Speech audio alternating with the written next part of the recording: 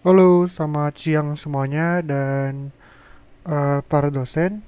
Nama saya Richie Ceniago, saya dari Binusian Computer Engineering dan juga Binusian 2025 dengan NIM 25401189391 di kelas LC40. Jadi pada video ini saya akan menjelaskan jawaban UTS saya pada pelajaran Digital System. Jadi mungkin tidak lama lagi, mari kita mulai saja. Oke, jadi ini ada soal nomor satu pada di UTS, yaitu ditanyakan untuk mendesain convolutional logic circuit that encode your unique ID student ID, yaitu ada NIM saya, dan juga dari karakter alfabet nama saya. Nah, terus yang di bagian 1A ini, itu ada diminta disuruh gambar truth table dari decoded 7 segment displaynya. Nah, jadi kita juga bisa lihat di jawaban saya yang di bagian kanan nih ya. Ada truth table-nya di bagian 1A. Itu ada NIM saya. NIM saya kan 25401189391. Nah, oleh karena itu saya akan mengambil NIM saya itu menjadi 012345 8 dan 9. Untuk namanya saya ambil alfabetnya ada R kecil, C H E gede, N kecil, A gede, G kecil, dan O gede. Dan juga ini ada truth table-nya ya. Kita bisa lihat nih ada inputnya, dia sesuai dengan urutan NIM-nya. Setelah itu ada juga alfabet namanya dan ada segmennya nih, yang dimana 0 sama 1 ini dia akan bisa membuat di board FPGA itu menjadi muncul alfabet yang saya inginkan. Contohnya kayak ini yang R, yaitu ada segmennya ya seperti gini dan seterusnya ke bawahnya. Oke, untuk selanjutnya kita lihat soalnya itu yang 1B disuruh minimize the boolean expression. Nah, jadi kita disuruh cari boolean expression nih untuk yang 1B. Nah, sedangkan di jawaban saya juga sudah terjawab. Kita ada semua segmennya ya dari A sampai G. Nah, jadi hingga untuk hasil minimas boolean expression yang bagian A itu terdapat seperti berikut: A not D, not A or not D, N, B or C, N, A or C, N, B or B, A or B. Oke. Untuk seterusnya juga sama, ada yang bagian B, ada minimize boolean expressionnya. Oh ya, cara ketemu minimize boolean expressionnya itu kita terlebih dahulu dengan menggambarkan key mapnya dulu ya. Jadi kan yang dari kita bisa lihat nih dari A mungkin ya. Nah, ini kan ada key mapnya nih. Nah, dari sini pun kita bisa tahu bagaimana sih tahu ini satu, ini gak ada satu, nol gitu dari mana. Nah, jadi kita lihat dari truth table-nya nih. Nah, contohnya kan yang bagian A ya. Kita bisa lihat di bagian segmennya nih di truth table 1A. Nah, kita bisa lihat kalau yang inputnya 0000 itu dia hasilnya yang di A itu adalah satu. Nah, maka kita bisa lihat nih yang di key mapnya bahwa kalau 00 AB dan juga CD-nya juga 00, dia jadinya satu. Nah, jadi dari sanalah gimana kita bisa tahu kalau di key mapnya itu ada yang satu, ada yang nol. Oke. Dan seterusnya juga tinggal disamain aja, dilingkarin untuk yang bisa sambungin. Dan setelah itu dia akan dikecilkan atau diminimize hingga menjadi hasilnya yang kita bisa lihat di bawah ini. Seperti berikut. Dari A, ada juga yang B, dan yang C, dan yang D, E, F, dan juga yang terakhir G. Oke. Untuk selanjutnya 1C. Nah, jadi untuk 1C diminta implement desainnya pakai VADL. Dan desain tersebut itu akan dibandingkan sama desain yang dari Boolean expression nih. Oke, jadi terus disuruh jelasin juga kalau apa yang bisa di improve dari perspektif gate efficiency usage-nya dari kedua tersebut. Oke. Jadi untuk perbandingannya itu tentunya saja yang VHDL itu dia lebih efisien ya. Mengapa? Karena kalau kita bisa lihat nih ada ini. Nah, kita bisa lihat skematiknya ya. Bahwa kalau yang VHDL ini dia memang lebih efisien karena juga lebih rapi. Soalnya dia ada 7 segment decodernya nih. Nah, dari 7 segment decodernya itu bahwa di mana dari skematik ini dia membuat jadi lebih rapih. Kita bisa lihat tuh kan lebih enak dilihat kan ya. Nah, bandingkan dengan yang satu lagi yang Boolean expression nih. Nah, kita bisa lihat yang skematik yang Boolean expression ya, bahwa dia lebih panjang dan juga lebih agak ribet sih ya, bisa dibilang begitu. Jadi agak mungkin bisa dibilang nggak ribet tapi lebih nggak enak dilihat aja, soalnya kurang rapi gitu, sama banyak panjang banget gitu. Nah, ini juga tersebut ada codingnya ya, untuk Boolean expressionnya, dan juga ada codingannya untuk VHDL-nya. Nih. Oke, mari kita lanjut ke 2A. 2A diminta bahwa penjelasan pada keperluan dan juga constraint untuk memiliki requirement pada desainnya. Nah, jadi untuk 2A ini kan, nomor 2 ini disuruh gambar 4-bit binary number ya, yang bakal bisa membandingkan mana yang largest number atau enggak yang smallest number. Nah, kebetulan dari NIM saya yang ganjil, maka saya harus mencari largest number, jadi angka yang paling besar. Nah, jadi keperluannya itu pada desainnya itu adalah kita akan membutuhkan komparator sirkuit, yang dimana ini komparator itu dapat membandingkan pada dua inputnya yang akan kita ada di code tersebut. Nah, jadi komparator ini dia berfungsi untuk mengambil hasil yang paling besar gitu dari kedua input tersebut ya. Nah, dan juga dia akan terdisplay pada 7 segment display common anode nih. Nah, untuk selanjutnya kita juga bisa lihat nih di jawaban saya ya. Yang keperluannya itu ada codingan 2 input dan juga 1 output pada komparatornya. Nah, itu kita bisa lihat nih ada in 1, in 2, dan juga outputnya 1. Nah, jadi inputnya ada 2 yang dimana mereka berdua akan dibandingkan hingga akan menghasilkan outputnya nih untuk mencari input yang paling besar gitu.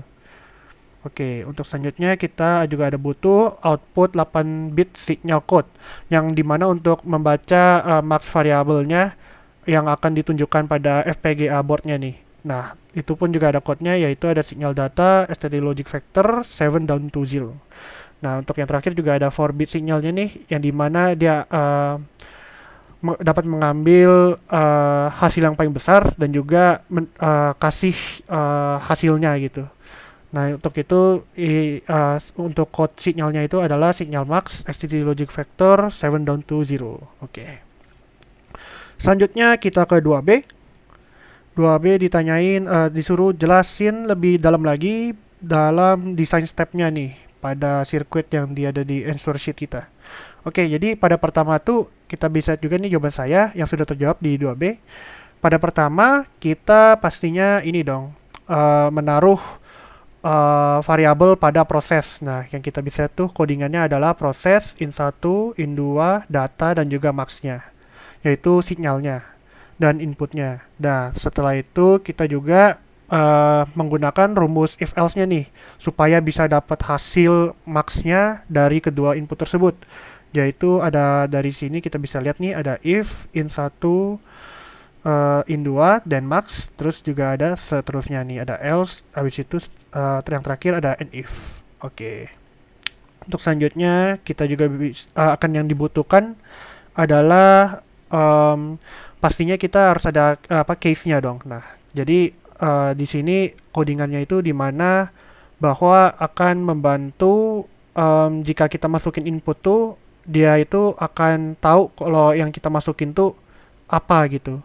Kayak misalkan yang pertama nih when 0000 data 11000000. Nah, itu maksudnya itu dia akan menghasilkan 0 gitu. Dan seterusnya juga kita bisa lihat nih. Oke. Nah, ini dari 0 sampai F atau G.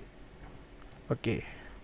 Nah, setelah itu juga ada end case-nya pastinya buat berhenti dari proses case-nya ya. Nah, yang terakhir itu juga pasti ada memasuki end prosesnya karena sudah menyelesaikan case-nya. Dan juga ada ini kan ada output sama data nih. Nah, di mana datanya ini dia akan mengambil dari yang case yang tadi yang kita bisa lihat nih di sini. Nah, hingga dia akan kirim ke outputnya. Nah, jadi di mana outputnya ini adalah akan menghasilkan dan menunjukkan output maksimal yang kita inginkan gitu. Oke. Untuk selanjutnya kita juga bisa lihat ini yang bagian C, yaitu diminta VHDL implementation-nya nih. Nah, tersebut kita bisa lihat dulu yang terlebih dahulu ada codingannya. Untuk ini yang nomor 2 dan juga ada schematic implementation design-nya nih yang kita bisa lihat di sini. Oke, untuk nomor 1 sama 2 udah selesai, maka kita akan menjalankan video percobaannya ya untuk yang nomor 1 terlebih dahulu. Oke, ini adalah video hasil yang untuk di nomor 1.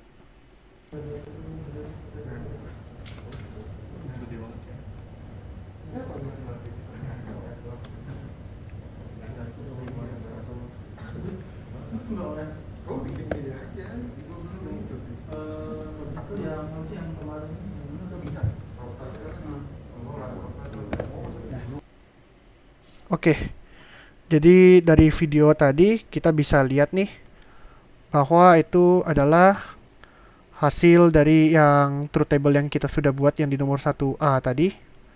Yang kita bisa lihat nih, jika saya masukkan inputnya yang 000, maka dia akan menghasilkan segmennya itu jadi alfabet R gitu, dan seterusnya.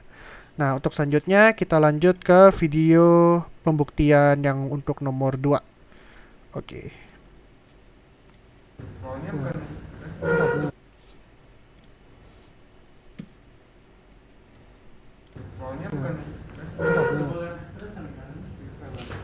Kedua. Terus 3. Nah, jadi dari sini kan kita bisa lihat yang kiri itu input 1, yang kanan tuh input 2 ya. Nah, jadi yang dari input 1 ini kan tadi saya masukin 1. Nah, hingga yang di input 2 ini saya masukkan 2 atau enggak 3. Dan yang dihasilkan untuk ditunjukkan di ini, di segmen displaynya, itu adalah yang hasil paling besar, yaitu 3 nih. Nah, kita bisa lihat.